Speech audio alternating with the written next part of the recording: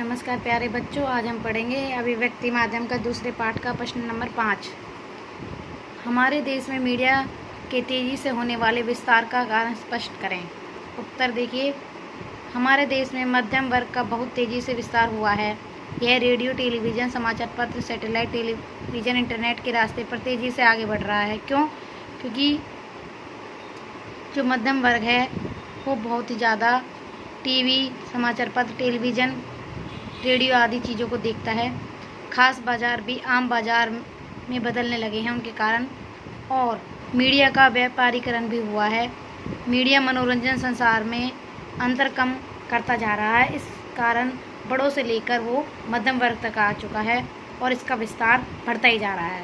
इसके बाद प्रश्न नंबर 6, समाचार पत्रों में समाचारों के अतिरिक्त अन्य आयामों का वर्णन करो। समाचार पत्र के अलावा क्या क्या होता है? पहला है संपादकीय। इसमें विभिन्न घटनाओं, समाचारों, पत्र संपादक के साथ साथ उसकी अपनी राय भी होती है। इसे ही संपादकीय कहा जाता है, जिसमें घटनाओं, समाचारों की अपनी राय प्रस्तुत करता है कौन? संपादक। और जिसे पृष्ठ पर छापा जाए उसे संपादकीय कहा जाता है, अर्थात उनका एक पन्ना रिजर्व होता है, अर्थात एक जो पृष्ठ होता है उस पर ही वो हमेशा छापा जाता है। दूसरा देखिए बेटा,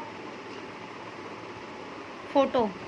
माना जाता है जो काम 1000 शब्द नहीं कर सकते वही काम एक फ़ोटो कर देती है। फ़ोटो का पाठकों के मन में भी सीधा प्रभाव डालता है, अर्थात देखने से ज़्यादा उत्सुकता या प्रभाव पड़ता है।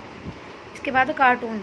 कार्टूनों के द्वारा हृदय को सीधी तरह से छुआ जा सकता है। इन्हें समाचार पत्रों के पहले पृष्ठ पर छापा जाता है। इसे हस्ताक्षरित संपादकीय भी कहा जाता है, अर्थात कार्टून भी आते हैं उसमें समाचार पत्रों में।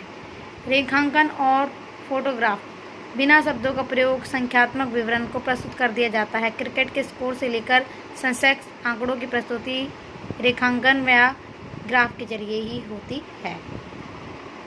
अब आपको समझ में आ गया। इसके अलावा देखिए अगला प्रश्न, समाचार माध्यमों में मौजूदा रुझान पर टिप्पणी लिखो। उत्तर, वर्तमान युग में माध्यम का विस्तार तेज़ी से हुआ है। समाचार पत्रों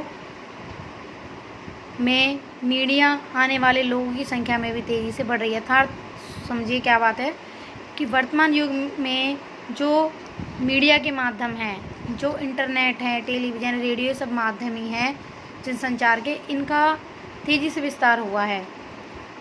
साक्षरता कम शक्ति से भारत में अन्य वस्तुओं के अलावा मीडिया का भी विस्तार हो रहा है। साक्षरता क्रम शक्ति मतलब साक्षरता के बढ़ने से ये मीडिया, समाचार पत्र, इनमें भी विस्तार हुआ है। क्यों? क्योंकि लोग इनके प्रति रुझान दिखाना शुरू कर दिया लोगों ने।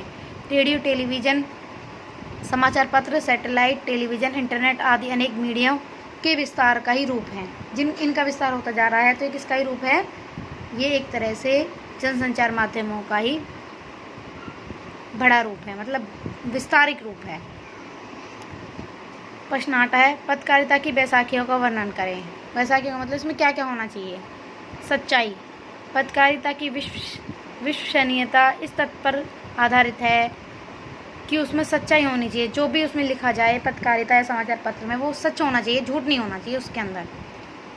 दूसरा, संतुलन। संतुलन का तात्पर्य है सच्चाई की कसौटी पर कैसे जाने की तथ्य, बयानों, आंकड़ों, प्रयोग संतुलित रखे गए हैं। संतुलित का अर्थ है ज़रूरी नहीं है कि हमें कोई बात कहनी है, सामने वाला कोई गलत काम कर रहा है तो उसको हम गलत शब्दों का प्रयोग करके कहें। मतलब संतुलन शब्दों को संतुलित बना के हमें कोई बात सामने वाले को कहनी है कि उसको बुरा भी ना लगे और वो काम भी हो जाए। इसके बाद निष्पक्षता। यह पत्रकारिता का महत्वपूर्ण गुण है, क्योंकि निष्पक्षता नहीं होगी तो हम सच्चाई का संतुलन कायम नहीं कर पाएंगे। क्यों?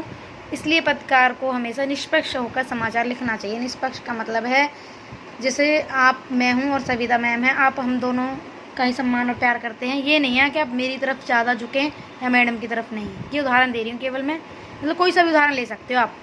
मान लो आपको मोदी जी पसंद हैं और किसी को पुराने मनमोहन भी प्रधानमंत्री पसंद आ सकते हैं। तो निष्पक्ष होना चाहिए, जो भी हम कहें जो सच है, जो उन्होंने सही किया उनके लिए और जो दूसरों ने सही किया उनके लिए। इसके अलावा स्पष्टता, इसका तात्पर्य है कि पत्रकारिता में स्पष्टता का पूर्ण निर्वाह होना चाहिए, स्पष्ट होनी चाहिए। जो भी बात कही जाए ना, वो पत्रकारिता या समाचार पत्र में वो स्पष्ट होनी चाहिए कि सामने वाले को बिल्कुल समझ में आ जाए वो क्या कहना चाह रहा है संपादक। समझ में आ गया बेटा? उसके बाद आगे देखिए, पत्रकारिता के मूल्य क्या हैं, स्पष्ट करें। प्रश्न नंबर 9 उत्तर देखिए, पत्रकारिता एक तरह से दैनिक लेखन है। पत्रकार प्रतिदिन का इतिहास अखबार के पृष्ठों पर अंकित करता है। उसका कार्य बाहरी रूप से तो बहुत आसान होता है, लेकिन उसका इतना सहज नहीं होता।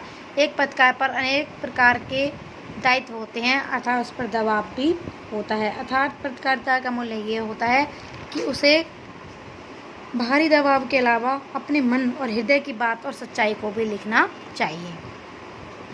अगला प्रश्न 10वां, पत्रकारिता के कुछ प्रमुख प्रकार बताइए। पत्रकारिता के प्रकार बताने हैं, कौन कौन से हैं। सबसे पहले है खोजपरक पत्रकारिता। खोजपरक पत्रकारिता से तात्पर्य ऐसी पत्रकारिता से है जिसमें गहराई से छानबीन करके उस तथ्य और सूचना को सामने लाने की कोशिश की जाती है।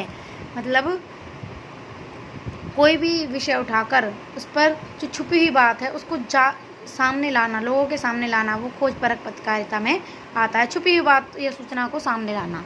उसके बाद है विशेषकृत पत्रकारिता। इसमें किसी विशेष मुद्दे, कोई अपराध का मुद्दा हो सकता है, विज्ञान का, खेल का, उस पर विशेष बातें लिखी जाती हैं।